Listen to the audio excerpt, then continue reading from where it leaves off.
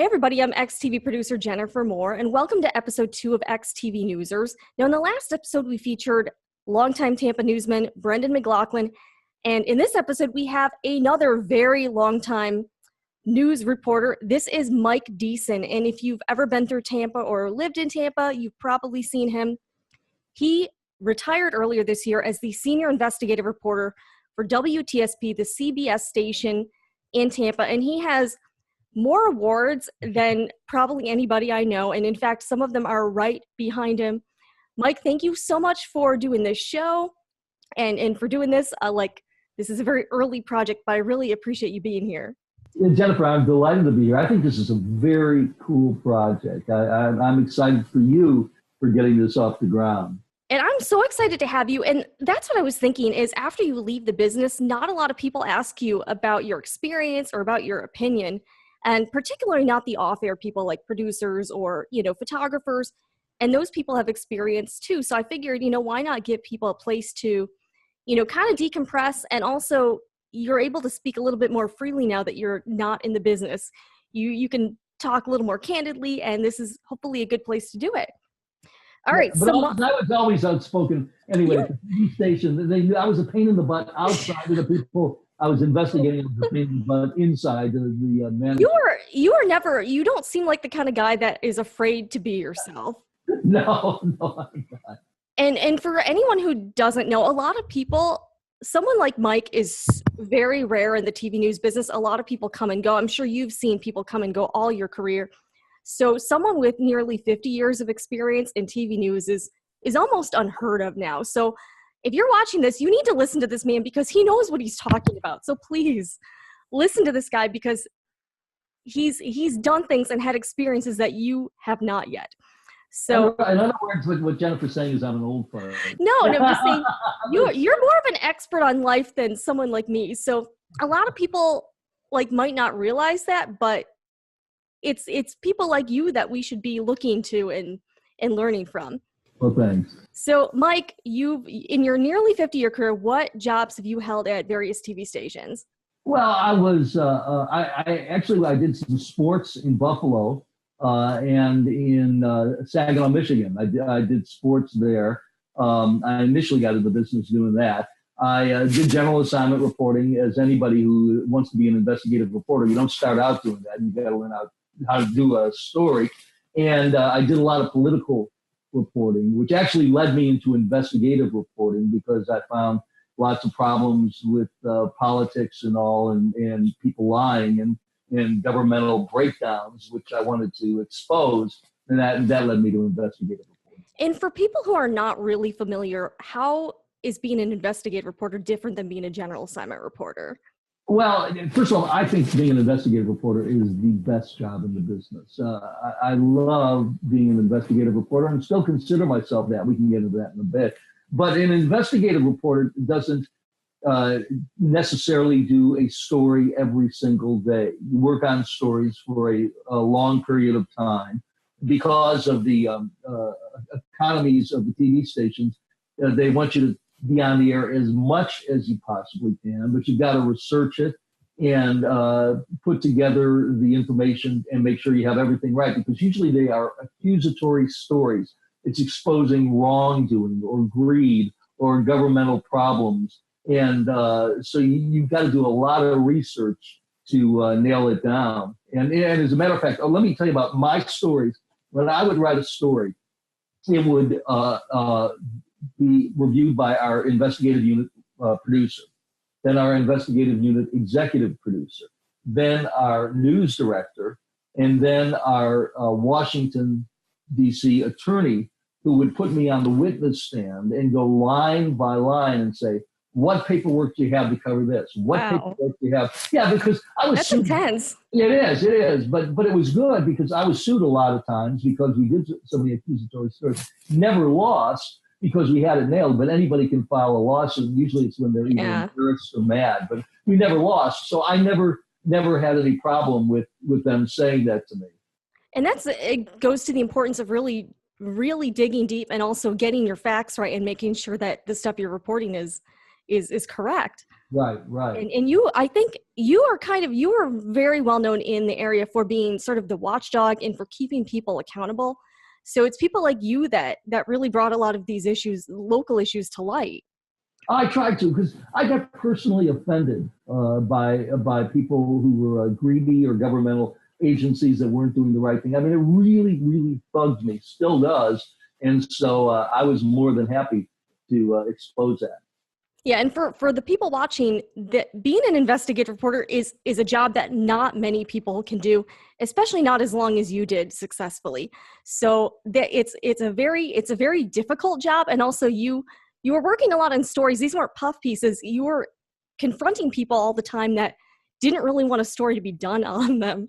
That's very true. I mean, in what I would do, my rule was that if I was doing a story about someone, they would appear on camera. I would call them up and they might say, I have no comment. And I would always say, you have the right, certainly, not to comment about the story, but you're going to have to say that on camera to me. And I don't call it an ambush journalism, because I would say, I'll tell you where I'm going to be, and I will track you down and find you until I get you on camera. And then I always say, I recommend you do it in your office, which is your kingdom, rather than on the street, which is my kingdom. Some took that advice, some did not. What's the longest you ever had to wait for somebody, like staking out a place? Whoa, geez, there was the longest was once we waited for a week. This is in a 1 week period where we were trying to get a guy who had been arrested for targeting young kids. He had got out of jail and did it again. It was horrible. And we waited all week long to get a 10-second shot of him. And on Friday, I mean, we got there at 8 in the morning, stayed until 8 at night. On Friday of that week, our news director said, if you don't get him today, you got to do the story without him. Wow. And you're like, I got to get this guy. Yeah, we got him that Friday. And then also, in the past year or two, I was trying to get a state representative who I went to his house. I went to his girlfriend's house. He was at a bar one night in St. Petersburg. I waited outside for 4 hours, and he slipped out a back entrance. So then I had to go to Tallahassee, and I knew the session was starting. He either have to sleep in his office or deal with me. But so that took several weeks to get him. But I hate stakeouts. I hate stakeouts until we get our 10 seconds of video, and then I go, I love stakeouts. Yeah, I love. This is the glamorous side of news, people. This is you are living the good life out there, right? Outside the car. The worst is, and every investigative reporter has done this, is having to go to the bathroom. Oh, and you're like, yeah. Oh my. So some people will carry Gatorade bottles. I didn't like to do that unless you're in a live truck. But usually then you go, okay, we've been here for 4 hours. He's not come out or she's not come out. Should we chance it and then take 10 minutes and run to the nearest gas station? Really, that's probably that's crazy, and that's something you don't think about until you're there. That's right. You get to know your photographer very well, sitting there all day long. Now, all right.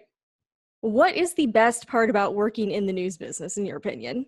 I think it's that we in the news business get to see things firsthand that people only vicariously live. We experience it right there, and they steer forward.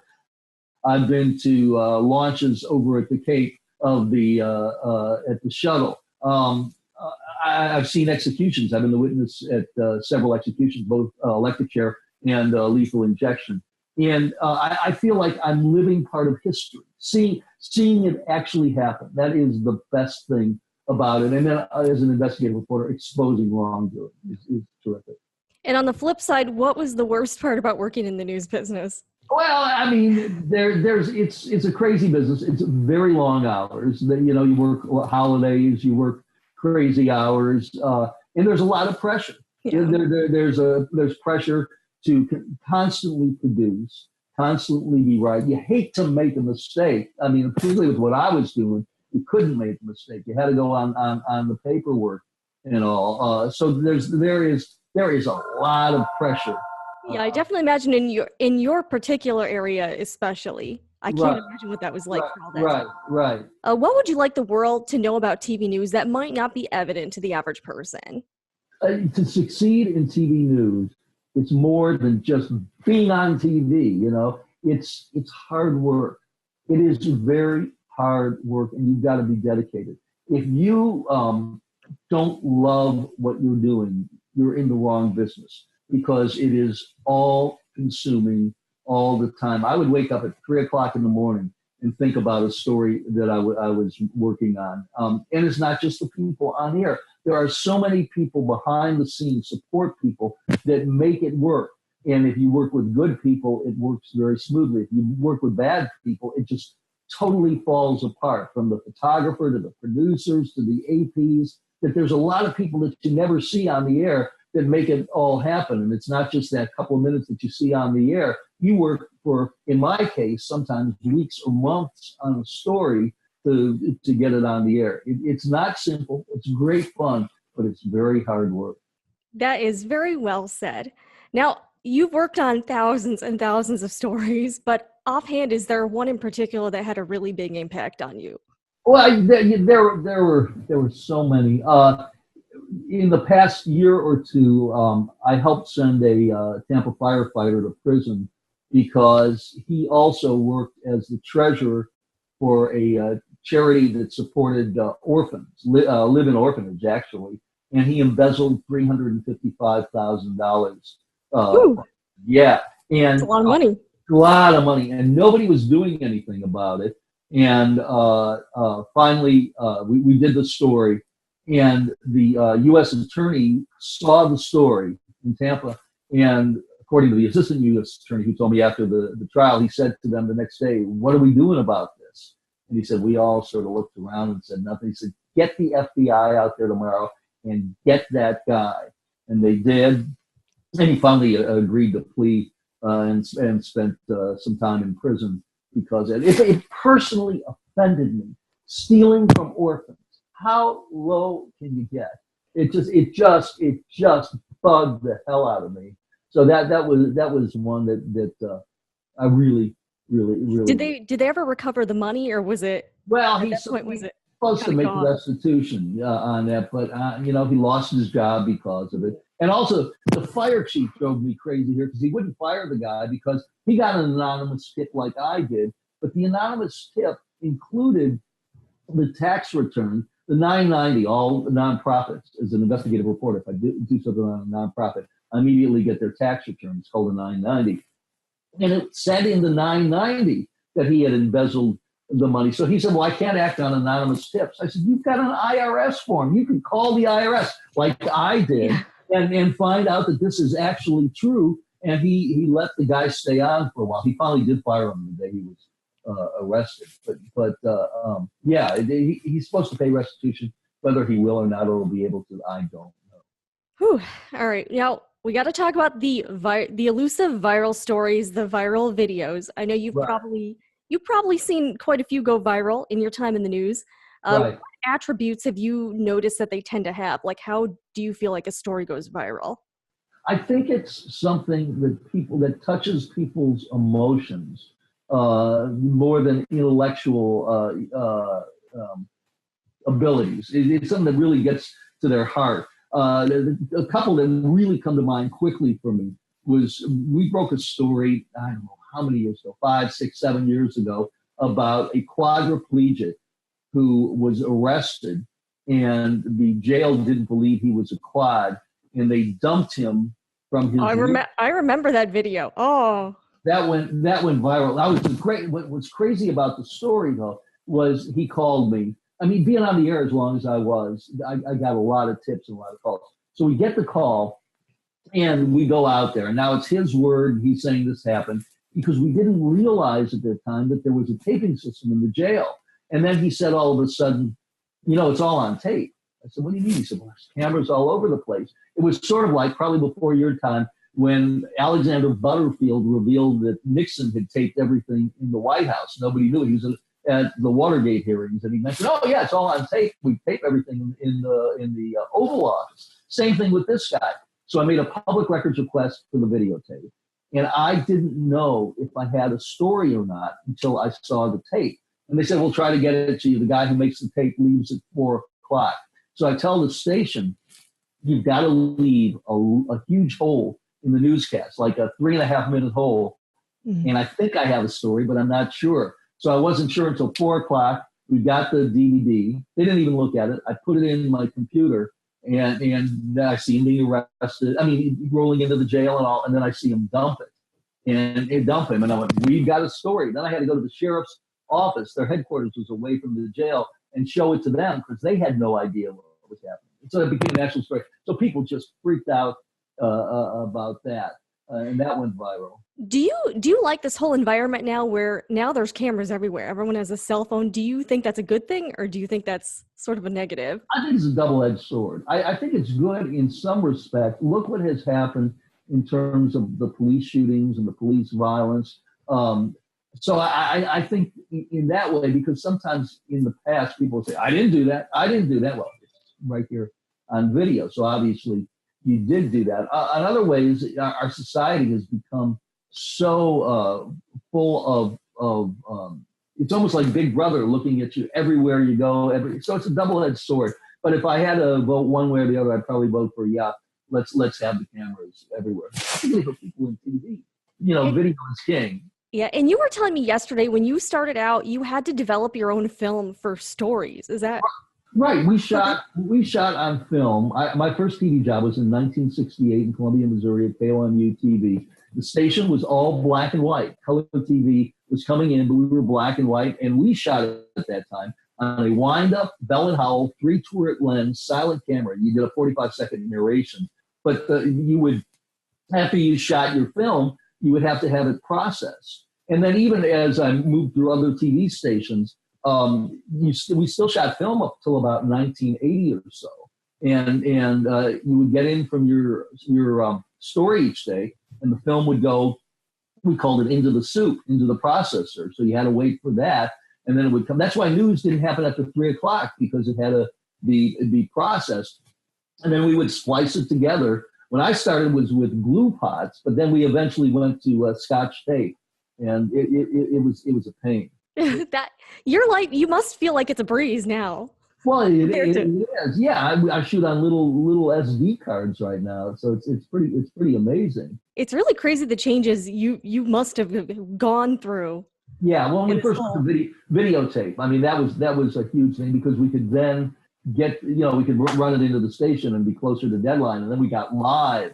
But I visited a friend when I was still, I worked in Norfolk, Virginia for 10 years at the NBC affiliate, and we were still shooting film about 1980-ish. My friend was in St. Louis at the CBS O&O. It was KOMX time, and they had switched to videotape.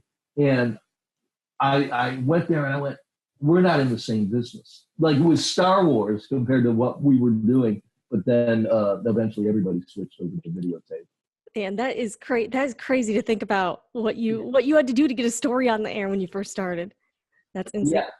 And it wasn't what's called nonlinear editing. If you laid down a shot, you couldn't go back and insert an earlier soundbite there and all. So I mean, it was very different. Wow. All right. So you probably had over the years a lot of media relations or PR people approach you or talk to you about story ideas.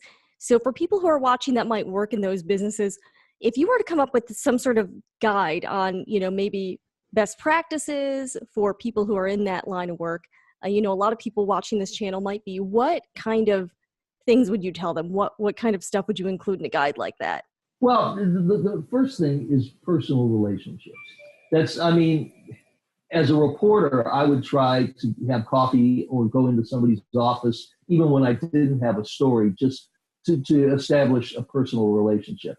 So I would try to establish personal relationships with not only reporters, but also assignment editors and maybe producers. Because what happens typically is that stories are pitched in a meeting. Even with the investigative unit, we met every Monday with our whole unit, and we would pitch stories. And they'd say, yeah, no.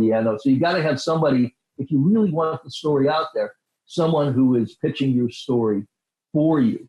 And you've got to get them excited about it and understand why it's a good story and why it appeals to the viewer, not to your client, because nobody cares about how it appeals to your client. So if you can establish a relationship with reporters, the best time to establish that relationship is prior to needing them to help pitch the story. Same with assignment editors, who the assignment editor, for those who don't know,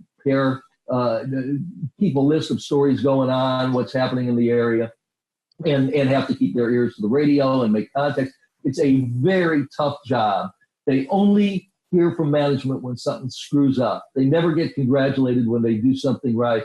The only time the assignment editor hears from someone is when they missed something. So it's a very tough job. But so if you're going to establish a relationship with an assignment editor on the desk, find out who it is at the station, buy them a cup of coffee one morning.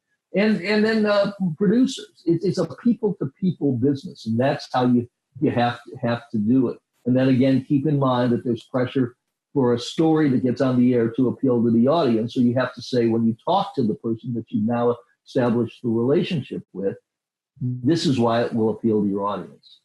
That's exactly. And we've gotten so many pitches that don't have those qualities, and we couldn't do them. And they don't understand why. No. Yeah, right. No. All right. So there's a lot of YouTubers out there, and some of them might be trying to work with media outlets or try to get media attention. What would you tell them? Like, what would be your advice to a YouTuber to try to get noticed by traditional media outlets? Well, YouTube, there's a lot of YouTube that gets played on mainstream TV stations. There's a lot of YouTube that gets more views than mainstream TV stations. But again, it's the same type of thing. You need to establish that relationship with somebody and say, this video might appeal to your audience. I mean, that's what it's the same thing as if you're a PR person. It's appealing to the audience again, and through a personal relationship. Exactly. All right. So there are a lot of young people who might be considering a career in broadcast journalism. In fact, I just talked to somebody today who wanted to be a reporter and was asking me what they should do. What kind of advice would you give them right now if they're trying to break into it? Okay. Get a broad educational background if you haven't already done that. It's not, you've got to have some journalism, but you also need to know about economics, and you need to know about history, and you need to know about current events. Read the newspaper all the time, whether it's online or I like the tactile feel of the newspaper. So I when the Tampa Tribune was here, I used to do the Trib and the Times cover to cover. I read a lot of online things, but you got to know what's going on in your world. And that's local too. Know who your police chief is. Know who your state attorney is. Know at least one or two members of your city council and county commission. Go to those meetings. Yeah. Find out what's going on. That's where stories happen. And understand that it's hard work. And that if you want to succeed in this business, there is no substitute for hard work. I know a lot of smart people that fail in this business because they don't want to work hard. And I know a lot of people like me that maybe aren't the smartest people in the world, but work hard and succeed. And you just outwork everybody else. I always tried to do that. Now, earlier this year, you decided to retire after your nearly 50-year career. Can you kind of walk people through why you decided to leave the business? Well, yeah, the business was changing. Our station was changing, and I didn't like the direction that it was going in. There were some things they wanted me to do I didn't necessarily want to do, and there were other things I wanted to do in life. I had written a book that I wanted to finish that's currently with an editor because it was 703 pages, 155,754 words, which is way too much. So, but I wanted to get that done, and I was completely candid in the book, so I couldn't publish that while I was there. I wanted to do documentaries, which I'm doing now. I'm in the middle of 3 documentaries right now. And I wanted to do commentary. And so I'm doing commentary now online. None of those could I do while I was still at the TV station. I was in a financial position to be able to do that. I've been very fortunate in that. And it seemed like the right time. And a lot of people don't understand that people on air at TV stations, you are a little bit restricted as to things you can do in your outside life, and people I don't think they understand that. That's right. Particularly, like, you couldn't have had a news YouTube channel while working at Channel 10. No, because I call people out, and I'm very opinionated, always was, but now I can actually say, this is a boneheaded move, or I can do things about politics and why this is good or why this is bad. I could not have done that at the TV station. No, and I'm very curious to know, what is your favorite social media platform right now? Well, I like YouTube to be able to use YouTube, but still in all, Facebook is the 800-pound gorilla. I mean, it's still, and I have some problems with the way they manipulate things. I mean, they're much more manipulative than any other social media platform. But if you want to reach the masses, unfortunately, it seems like Facebook, and in some cases YouTube, but not as much. You know, I get a lot more hits on Facebook than on YouTube. Although some of the things, I mean, you and I have been talking about. Yeah, I really think you could be huge on YouTube, like doing some sort of weekly or daily show. You've been doing this thing on Facebook called If I Were King, right? Where you kind of say, like, if I were king, I would do this, and that seems to be catching on. Yeah, I'm getting a lot of response. I mean, sometimes I get more response on that than we got on the 11 o'clock news and viewership drops off. And we were talking yesterday, and by the way, I actually just met Mike literally yesterday. We've worked with the same people and we worked in the same market, but we didn't really know each other until one day ago. I already feel like you're an old friend, which is awesome. But the one thing that really strikes me about you is how willing you are to embrace and love technology rather than shy away from it or be resistant to change.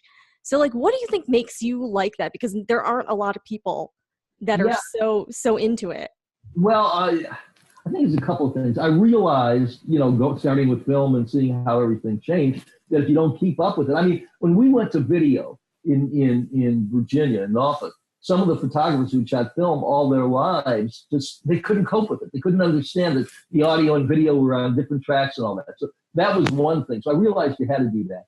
Also, I write music, and all the music is digital, and you have to be able to work with computers and digital. I've got a digital studio at home for my music, so I had to do both. And so even though, as I said, I'm an old guy, I try to keep up with technology, and it's so fascinating on what it can do. I have to tell you, my daughter gave birth 5 weeks ago to our second grandchild. And I was holding him a couple of days ago thinking, what is his life going to be when he's my age? I can't fathom it, because the things that have gone on just in my lifetime are so fantastic. So I don't know. That's amazing. I think you should seriously lean into YouTube, because I really think YouTube could use somebody like you there. Please. Okay. All right. So we'll talk after the show. We'll talk more and get you more into the YouTube. And that's the thing I've noticed about YouTube, is that there's a lot of younger people that are interested in news, but they don't want to watch TV. They want to get it from someone they trust, and they seem to have a distrust of the media. Right, and so many people get it from right here, from the show. Exactly. So you seem to understand that. Now, can you tell people, so you've been working on this book and you've been working on the documentaries, where I'm sure there's a lot of people that will be interested in reading the book and watching them. Where can they do that? Well, the book will be out sometime probably in the spring. It'll be on Amazon. And some other places, but Amazon will be probably the prime place. It's called Bad News for You is Good News for Me. Which is kind of your life in a nutshell. That really sums up your career. It does. The documentaries, the first one is on the economic impact of climate change in Florida. I was hired to do that. I'm not producing that. I was just the hired journalist and interviewer and writer and talent for that. The guy who's producing it thinks he can get it on Netflix. I hope that he can, because it'll help me with my others. The others I'm just in the middle of shooting right now. We're almost done with the climate change documentary. So if that works, I'm also working on one that I am producing about autonomous vehicles. Maybe that's something your grandson will have when he's old. Well, I don't think awesome. I don't think he'll ever learn to drive a car. Really? They'll all be able to drive themselves. That's right. They'll be able to drive themselves. So I'm hoping that if the climate change one gets onto Netflix, that this will then be able to follow it. I'll have an entree under that. And then I'm working on one about problems with teaching kids to read. The school system is doing a terrible job. And most of the texts that they use. They have data that shows it doesn't work, but the companies that own these products also make millions of dollars in campaign contributions to some of the legislators and people who make the decisions. So I'm trying to expose that. So I'm doing the same stuff I've always done. Exactly. People have this misconception that because you retired from Channel 10, you're like laying on a beach somewhere. Yes, I am, and that couldn't be farther from the truth. No, I'm not watching Dr. Phil and reruns. You are working. You are not stopping, and you're still a journalist. You're just doing it in a different way, in a different platform. But I think journalism is going to a different platform. I don't think in 5, 10 years, I might be wrong, that there will be. Let's see, in our market, we have 4 stations doing news. I don't think there will be 4 stations doing news 10 years. So what do you think is going to happen to the news business? Well, I still think it's a good time because there are so many platforms. But I think it's going to be on over computer or phone or some technology we're not even sure of. There'll still always be a need for someone who can shoot, write, and produce a story. So I'm still high on the business, or I'm high on journalism. The TV business is in a bit of an interesting place right now. What do you think TV stations can do to remain relevant and to really survive? Well, that's really tough. If I were in charge, if I were king, if you were king of a TV station, I would do a newscast for older people because they're the ones that are watching TV. And I would say we're the adult station. We are not going to tell you who Britney Spears and Christina Aguilera are battling it out for and all that. And that's what the TV stations are doing. I think they make a huge mistake. My kids and their friends range from 26, 27 to almost 40. And none of them watch TV news. If they would ever comment when I was working at the station about one of my stories, it's because they saw it on Facebook or YouTube. So the TV stations are making an endless battle to get the younger demographics that are not there, where older people my age who have a ton of disposable income and are interested in the news, watch the newscasts. So that's what I would do. But then the problem is when people my age, the baby boomers, when we die off, that's when the newscast, the TV news business, I hate to say it, is almost like being in the typewriter business. You can see it coming. Things are changing. So they have to focus their efforts online, I think, and on mobile or on some technology that's not there. But it doesn't look good. The future, to me, looks worse for newspapers and bad for TV. So if you were trying to get into reporting now, would you kind of look to more alternative media like the online outlets or I might. platform? The only reason I might go to the TV stations is they pay more money right now. But I don't think that's always going to be the case. I think there will be online outlets that are paying a decent salary and all, and they get the experience of the TV station with the bigger staff, because the online outlets, they expect you to do more, do your own shooting. For one of the documentaries, there's photographers. The ones I'm producing, because I'm cheap, I'm shooting, I'm writing, I'm the talent, I'm doing the music for it. But at the TV stations, that you have a bigger staff. But I think it's going to be more self-contained as well. Yeah, and that's something that you and I have been finding out with making our own videos. Like I'm learning to do graphics, and there's just a lot of it. There's a lot more working parts that you have to get together. Right. And you've been doing your own graphics for the If I Were King stuff. Oh yeah. So, and I did a lot at the TV station, and I edited a lot. My shooting, I shot a little bit. I'm shooting more now, and the equipment has come down. It's so much in price. I have all sorts of equipment that I can use. Yeah, the barriers to entry, if you want to create videos, they're so low. It's so accessible to people. So I tell people, don't worry necessarily about the gear. Just tell the story. That's right. There was a reporter in Houston, I think it was Houston, who did all his stories on his iPhone. And quite candidly, the iPhone video is as good as the DSLR. Yeah, you couldn't tell. You can't tell sometimes. You can't tell. The problem is when you go in to interview someone with an iPhone. They don't. Yeah, they're like, really? Yeah, if you set up the whole thing with the light kit and the DSLR, and I've got all that, and they go, oh, this guy really is professional. Truth is, this is just as good quality, and I use it as a third camera because I have a GoPro and I have a couple other little things. But you can shoot on an iPhone and look great. And I shot some stuff at the TV station. We were doing some undercover stuff every once in a while. I would shoot it on the iPhone, so we'd have extra cameras, and it looked like you say, you couldn't tell the difference. No, it's so interesting to see. And I saw a YouTuber, he had a good point. He's like, you know what? The quality of an iPhone is better than Spike Lee when he shot Do the Right Thing. Absolutely. Which when you think about it that way, like the quality we have now on a phone is better than filmmakers did in like the 1980s. I know it is. It is absolutely frightening. Well, Mike, this has been such a great time talking to you. And I think for people watching, hopefully you learned something from this man, because I definitely have. And I want to give you the opportunity to ask people watching any question you want. What kind of question of the day do you have for people? The question I would have is, what is important, so important to your life that it would make you tune in to either a webcast or a newscast every day to find out about what's the latest with that particular event? That I would really like to know that. What would you say? Well, I've got to know whether it's the price of Bitcoin or what the president has done or what. But I want to know, what gets that visceral feeling inside of you where I've got to find out, and if I don't tune in, go to that webcast or YouTube or TV station, I feel like I'm missing something. That's what I really would like to know. That is a very good question. Well, Mike Deeson, thank you so much. And for all of you watching, thank you. And if you are a fellow XTV newser and want to be featured here, hit me up on Twitter. I'm at XTV Producer.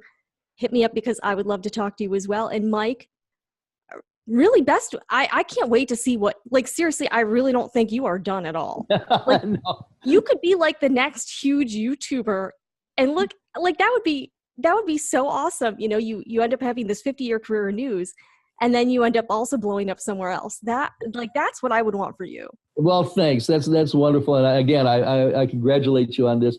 And what's terrific, you are obviously a people person. Like Jennifer said, we just met yesterday. I feel like she's a long lost friend. And I know that this will be a relationship that will continue besides this little chat that we've had here today.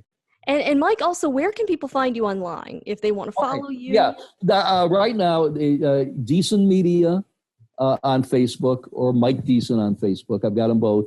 And I've got a Mike Deeson YouTube channel. And I'm also going to migrate some of those If I Were King into an If I Were King YouTube channel. And, I was even thinking podcasts are really big right now, too. Like, you could totally put some of that stuff in a podcast. I could, yeah. And people would listen. I would hope so. So anyways, we're excited to see what Mike does next. Thank you so much, Mike. I really appreciate you doing this. Thanks, Jennifer. Have a great day. All right, you too. Bye-bye.